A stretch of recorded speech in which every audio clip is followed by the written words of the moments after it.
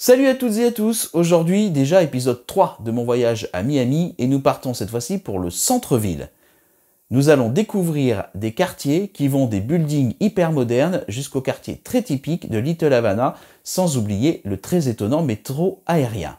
Regardez, c'est assez bluffant tout ce qu'on peut voir au même endroit dans une même ville.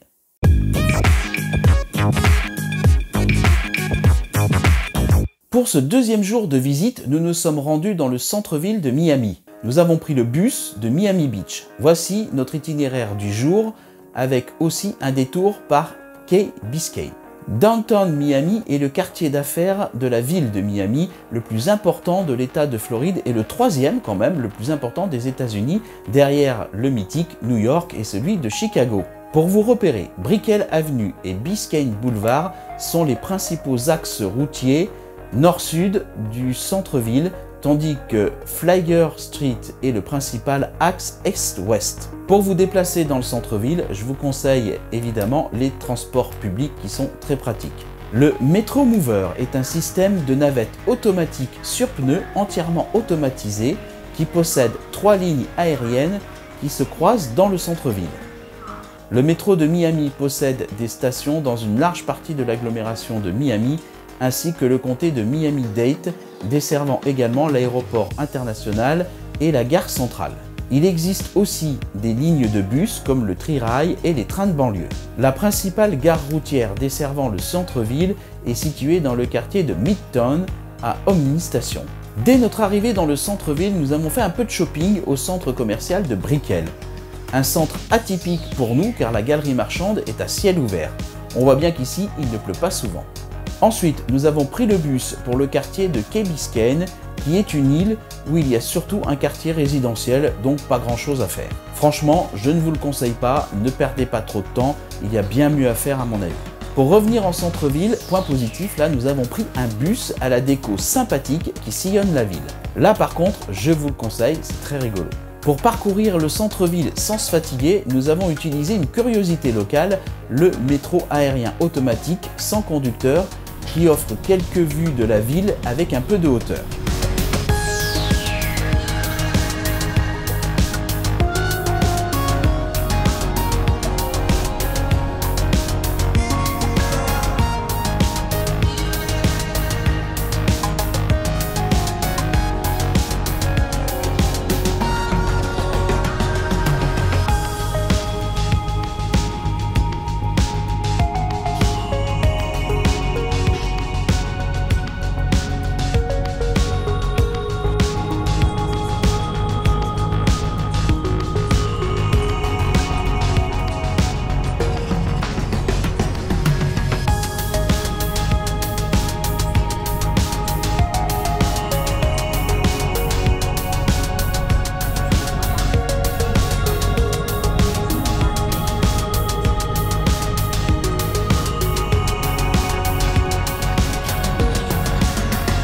Ensuite, direction Bayside, qui est un centre commercial en plein air, vibrant et animé, situé au bord de la baie de Biscayne.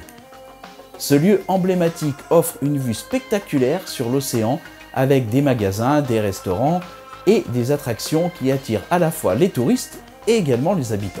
On y trouve une grande variété de boutiques de marque ainsi que des espaces dédiés au spectacle en plein air, souvent animés par des artistes locaux.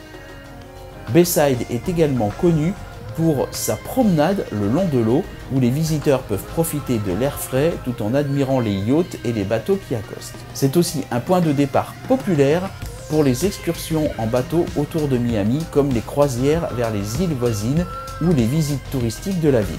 L'atmosphère est décontractée et festive, ça vous l'avez compris, c'est idéal pour se détendre, pour faire du shopping ou pour savourer un repas avec une vue imprenable et magnifique. Le lieu accueille aussi divers événements, concerts, festivals tout au long de l'année, contribuant à son animation vivante et dynamique.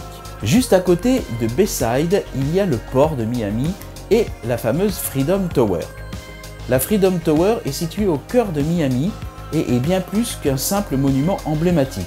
C'est un véritable symbole historique et culturel érigé en 1925.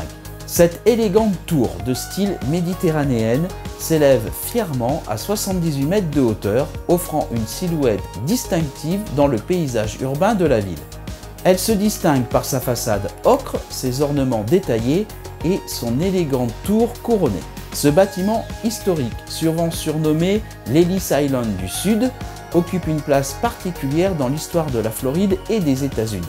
En effet, dans les années 60, elle servait de centre d'accueil pour les milliers de réfugiés cubains qui fuyaient le régime de Fidel Castro. Aujourd'hui, elle représente un hommage puissant à l'esprit de résilience et au rêve américain. Enfin, avant de rentrer, un petit détour pour prendre le bus par le Stephen P. Clark Center, qui est le siège du gouvernement du comté de Miami-Dade. De nombreux bureaux du comté sont situés dans ou à proximité de ce bâtiment. La tour principale, haute de 155 mètres de haut, comporte 28 étages. Elle possède l'un des rapports hauteur-sol les plus élevés de tous les gratte-ciel, avec environ 5,50 m par étage. La station du Metro Government Center est située à l'intérieur du bâtiment, ce qui permet d'accéder facilement aux transports en commun. Le bâtiment a été achevé en 1985.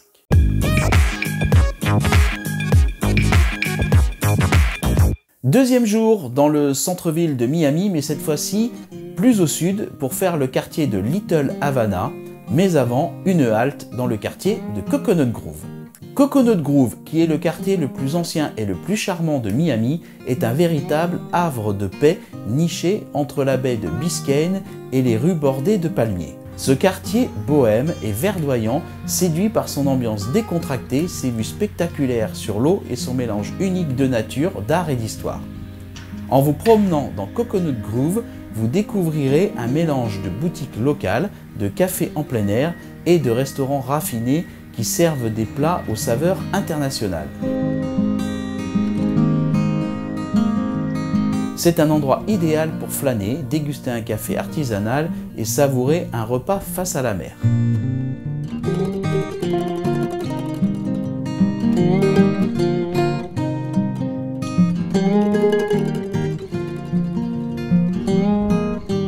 La baie de Biscayne offre des opportunités de loisirs inégalées, kayak, paddle, voile ou simple balade le long du front de mer. Pour les passionnés de culture et d'histoire, Coconut Grove regorge de trésors. Visitez le Vizcaya Museum and Garden, un palais de la Renaissance italienne entouré de jardins luxuriants, et découvrez l'influence des artistes locaux et des nombreuses galeries d'art du quartier. Nous voici maintenant à Little Havana, qui est situé au cœur de Miami et qui est bien plus qu'un simple quartier. C'est une immersion vibrante dans la culture cubaine et latine. Ce quartier emblématique, reconnu pour son ambiance festive et son authenticité, est un incontournable pour les visiteurs en quête d'expériences uniques et surtout dépaysantes. En flânant sur la Calle Occhio, la rue principale de Little Havana, vous serez entouré de fresques colorées, de musique entraînante et d'arômes envoûtants du café cubain.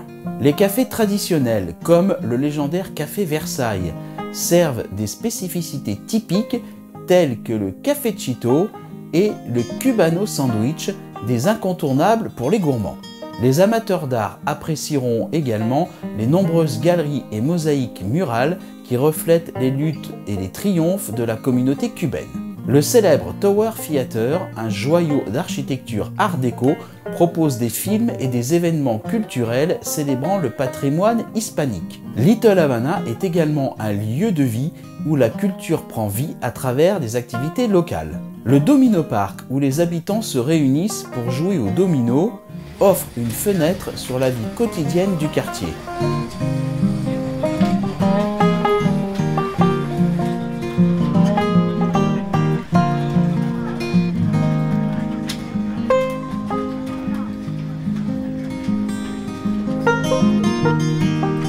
Entre son riche patrimoine culturel, sa gastronomie savoureuse et son énergie débordante, Little Havana est une véritable escapade latine au cœur de Miami.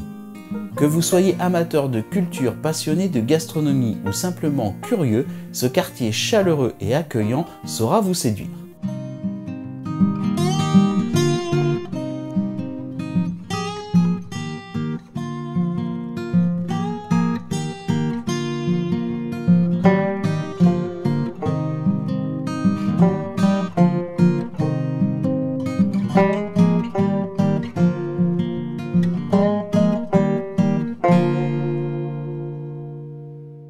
Nous en avons terminé pour l'exploration du centre-ville de Miami qui nous a quand même pris 2 jours. Comme vous avez pu le voir, il y a tout de même pas mal de belles choses à voir, même si le centre-ville en lui-même n'a rien d'exceptionnel. Dans la prochaine vidéo de ce voyage, nous changerons radicalement de décor en partant pour le parc des Everglades. Si cette vidéo vous a plu, n'hésitez pas à mettre un pouce, à vous abonner et à voir ou revoir les épisodes précédents en cliquant sur le lien juste à côté.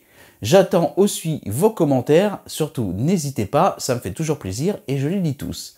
À très vite donc pour cet épisode 4.